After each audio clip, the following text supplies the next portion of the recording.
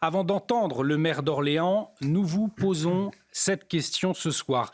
Constatez-vous effectivement un déclin continu de notre pays? Et si oui, pourquoi? Ou alors au contraire, voyez-vous des raisons d'espérer pour une meilleure année 2024? Répondez-nous, vous voyez, vous le connaissez maintenant, ce petit QR code qui s'affiche sur votre écran. Vos réponses en fin d'émission, nous les attendons bien évidemment. On est posé à la question ce soir, un grand merci. Vous avez été une nouvelle fois très nombreux à participer. La question était la suivante.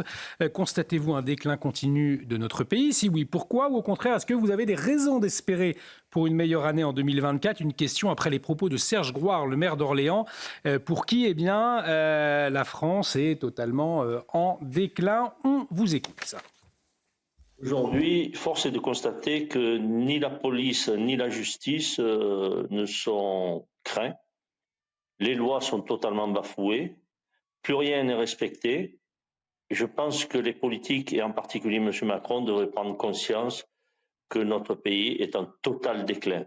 Ça fait des années que nous avons perdu notre civilisation. Je pense qu'il est trop tard pour faire quelque chose. On ne peut plus rien faire. Malheureusement, je suis obligé de constater que la France est en déclin. Alors la raison, les raisons sont multiples, on les évoque tous les jours, notamment les fonctions régaliennes qui sont plus assurées.